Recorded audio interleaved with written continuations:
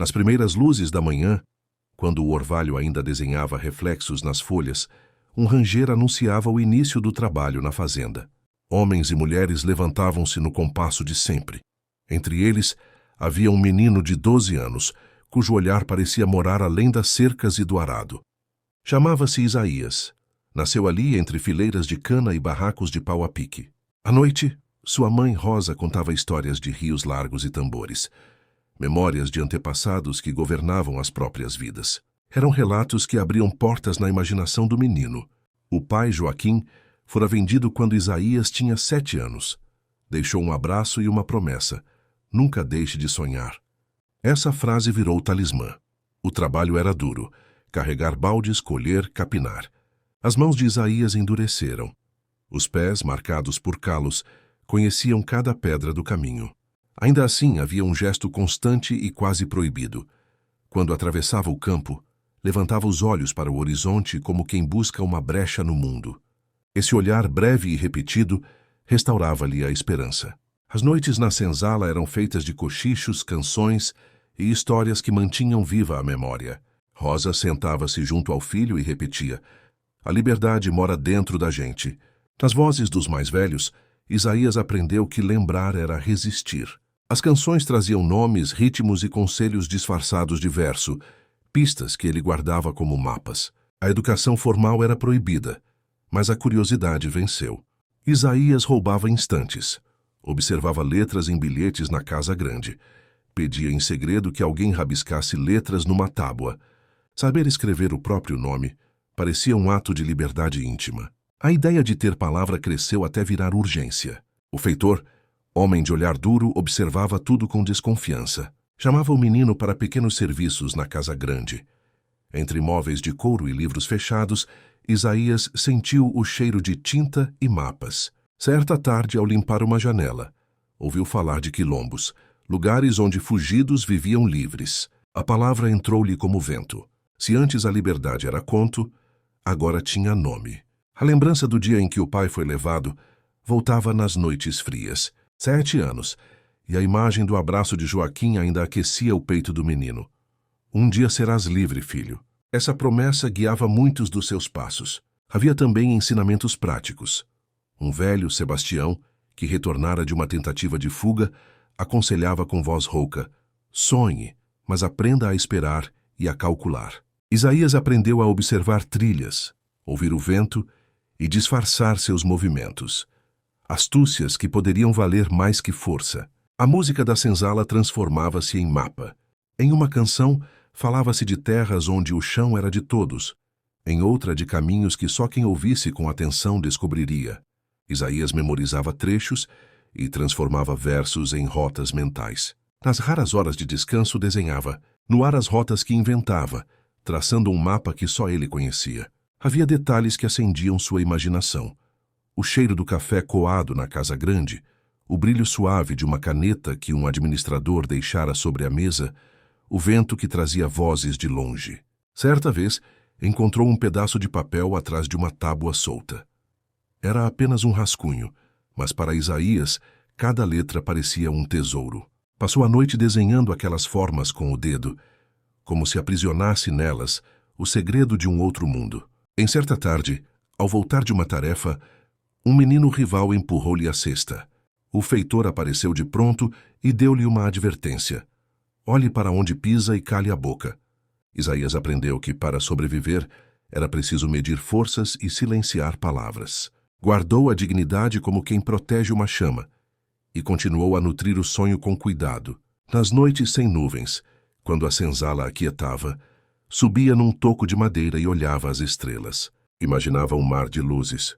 Desejava tão intensamente correr sem ser chamado que transformava o desejo em promessas silenciosas. Aprender com os mais velhos e esperar o momento certo para transformar pensamento em passo. Assim crescia o menino, com olhos que guardavam futuro, com mãos que sabiam trabalho e promessa, com um mapa interno feito de música, letras e memórias. A cada dia, a imagem do quilombo ficava menos distante, não só sonho, mas possibilidade que respirava ao alcance dos seus passos mais cuidadosos. Fim. As semanas passavam na fazenda, E Isaías já não era apenas o menino que obedecia em silêncio. Seu corpo franzino começava a suportar tarefas que antes pareciam impossíveis.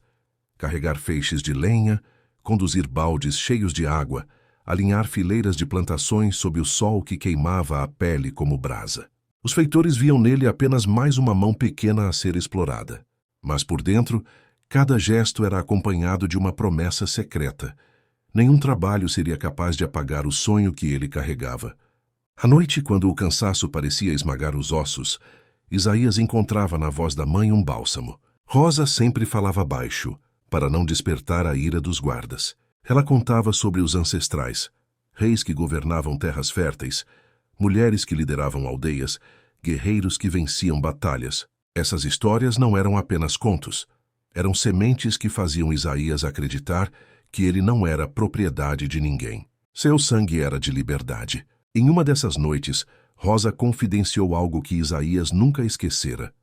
Filho, quando você nasceu, eu olhei para o céu e pedi a Deus que colocasse em você a força da esperança.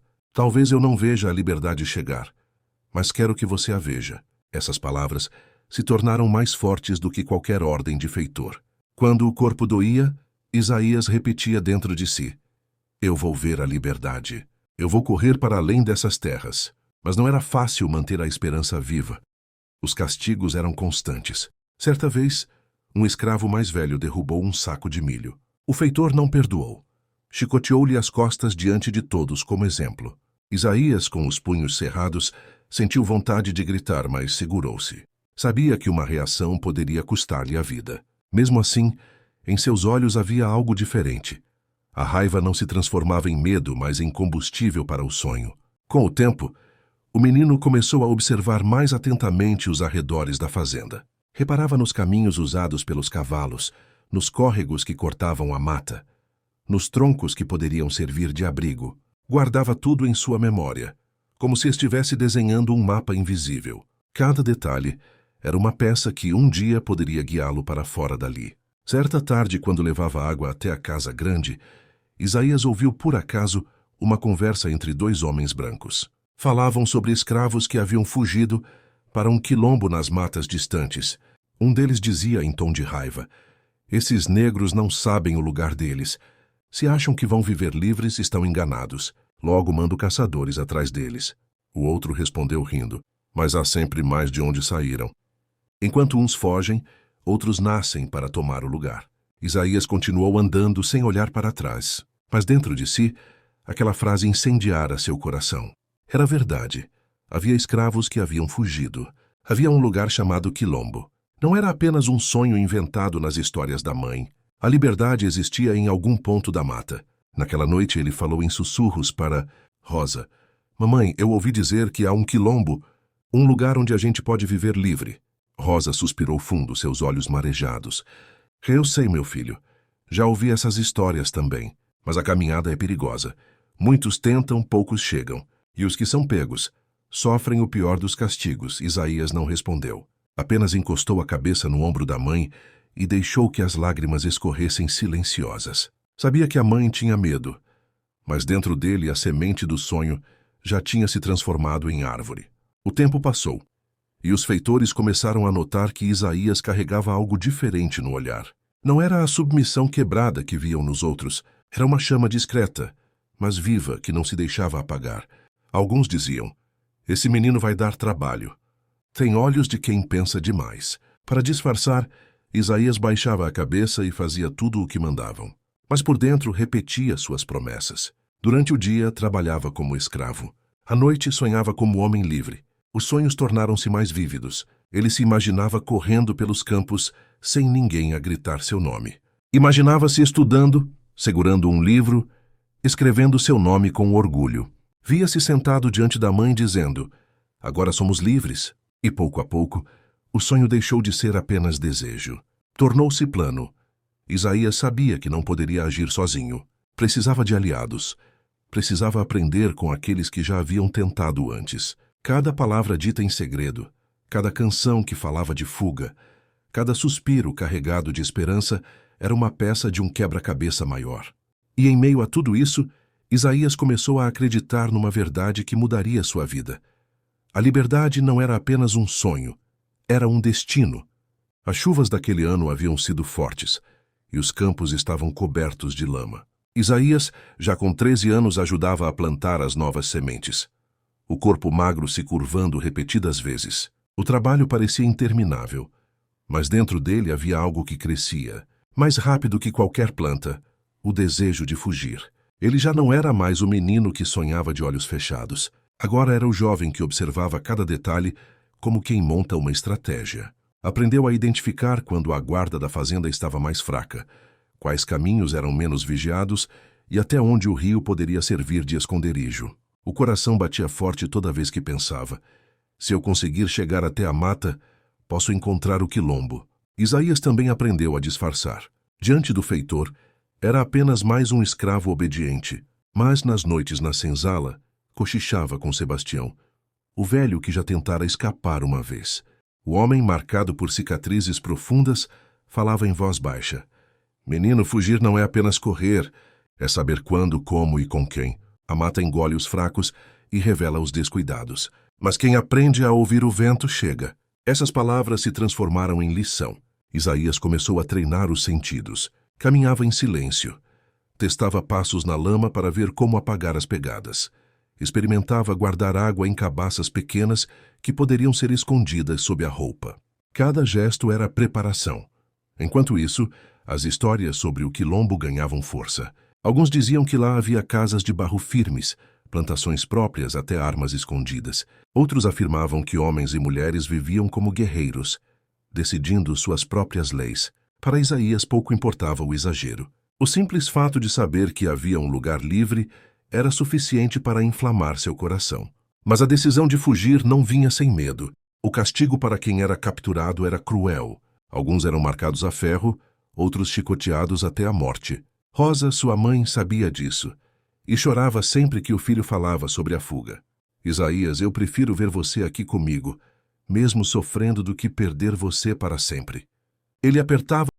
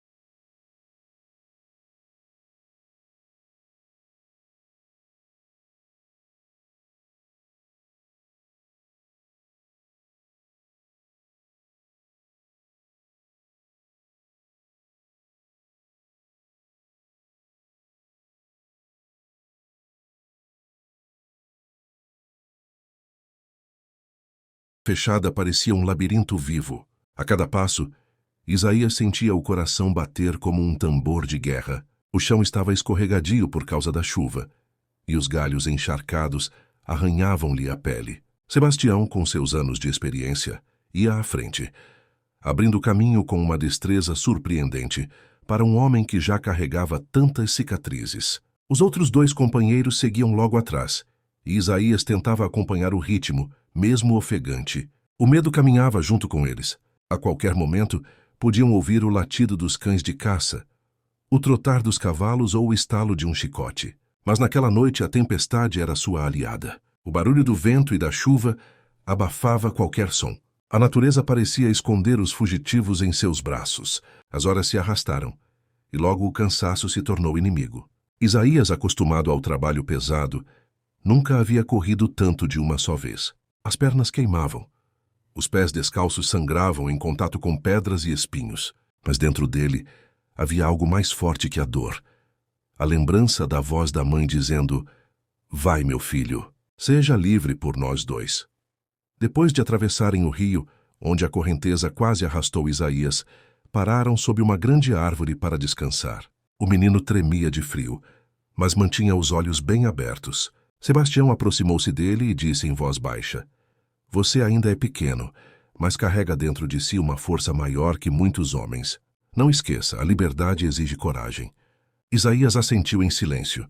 Sabia que não podia desistir. Durante os dias seguintes, caminharam escondidos, alimentando-se de raízes, frutos silvestres e da mandioca seca que Isaías trouxera escondida. Dormiam pouco, sempre atentos a qualquer barulho suspeito. 2 vezes ouviram ao longe o som dos cães de caça, mas a chuva e as correntes do rio haviam apagado seus rastros. Era como se o próprio destino os protegesse. A cada novo amanhecer, Isaías sentia que estavam mais próximos. Seu corpo estava exausto, mas seu espírito se fortalecia. Nunca havia sentido algo tão intenso. O gosto da esperança misturado ao medo da captura. Era como andar na beira de um abismo, sabendo que um passo em falso podia custar tudo. No 5º dia de caminhada, chegaram ao alto de uma colina. Lá Sebastião parou, ergueu o braço e apontou para o horizonte. Entre as árvores, escondido pela mata, surgia um aglomerado de pequenas casas de barro e palha. Havia fumaça subindo de fogueiras, risos ecoando ao longe e o som de tambores que batiam num compasso de celebração. "Olhe, menino", disse o velho com um sorriso cansado. O quilombo Isaías não acreditava no que via. Seus olhos marejaram. Aquele lugar parecia um sonho tornado realidade. Homens e mulheres caminhando livremente, crianças correndo sem correntes nos pés, rostos que carregavam orgulho em vez de submissão. Pela primeira vez ele via pessoas negras vivendo sem medo, construindo a própria vida. Ao chegarem, foram recebidos com cautela. Os quilombolas precisavam ter certeza de que não eram espiões. Mas quando ouviram suas histórias e viram as marcas nas costas de Sebastião, abriram os braços em acolhimento. Isaías foi abraçado por uma mulher, que lhe ofereceu água fresca e pão de mandioca. O menino sentiu o sabor da liberdade em sua boca. Naquela noite, sentado ao redor da fogueira, ouviu histórias diferentes das que conhecia. Ali não havia lamentos, mas planos de futuro. Falava-se de proteger o território, de plantar mais, de ensinar os mais novos a ler e escrever. Um homem contou como haviam resistido a ataques de capitães do mato. Outro ensinava aos jovens como se orientar pela lua e pelas estrelas. Isaías olhava tudo com um brilho nos olhos. Percebia que a liberdade não era apenas correr sem correntes. Era também ter voz, decidir, construir, ensinar. Era sentir-se parte de algo maior, de uma comunidade que lutava unida para existir. Mas mesmo em meio à alegria, havia um peso no coração do menino. A lembrança da mãe. Rosa continuava presa na senzala, vivendo os horrores que ele deixara para trás. Em silêncio, Isaías prometeu a si mesmo que não descansaria até conseguir trazê-la também para a liberdade. O sonho não estava completo, enquanto ela permanecesse acorrentada. Naquela mesma noite, ao olhar para o céu estrelado, Isaías lembrou-se do pai. As palavras de Joaquim ecoaram como um sopro no vento. "Um dia você será livre, meu filho." Agora ele era. Isaías deitou-se sob o teto de palha da nova morada e fechou os olhos com um sorriso. Pela primeira vez, Dormia sem medo de acordar com gritos de feitor ou estalos de chicote. Dormia como um menino que sonhava, mas agora sonhava de verdade, porque sabia que o futuro estava em suas mãos. E assim o menino escravo que carregava no peito a chama da esperança tornou-se jovem livre, habitante de um quilombo, guardião de uma promessa.